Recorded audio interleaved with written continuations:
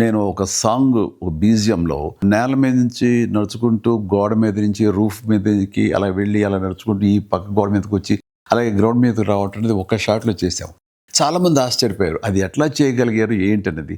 ఓ చాలా పెద్ద వీల్ మీద మొత్తం సెట్ వేసి సెట్ తిరుగుతూ ఉంటుందన్నమాట కంప్లీట్గా. దానికి కెమెరా ఫిక్స్ చేసాం. అది ఈ మధ్యకాలంలో ఒక ఇంగ్లీష్ పిక్చరు ఇన్సెప్షనో ఏదో అందులో కూడా అది చూపిస్తాడు.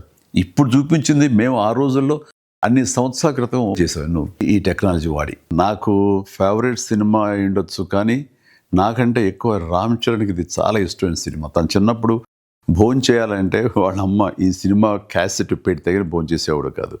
అంతగా ఫేవరెట్ ఫిల్మ్ చరణ్కి ఇది. రిలీజ్ల సమయం ఇది. చాలా సినిమాలు రిలీజ్ చేస్తున్నారు. ఈ జనరేషన్ కూడా మనం తీసినటువంటి కౌబాయ్ సినిమా ఎలా ఉంది, మన డాన్సెస్, మన ఫైట్స్, మన యాక్షన్ సీక్వెన్స్, మన క్యారెక్టరైజేషన్స్ ఇవన్నీ అప్పట్లో ఎలా తీసామని ఈ జనరేషన్కి తెలియజెప్పే ప్రయత్నం చేస్తున్నందుకు అది సక్సెస్ అవ్వాలని రమా ఫిల్మ్స్ నాగేశ్వరరావు గారికి నా హృదయపూర్వక అభినందనలు తెలియజేస్తూ నా ధన్యవాదాలు చెప్పుకుంటున్నాను. అండ్ ఆడియన్స్ డెఫినెట్గా ఈ సినిమాని ఎంజాయ్ చేస్తారు. ప్లీజ్ డూ వాచ్ కొదమ సింహం ఆన్ 21st November.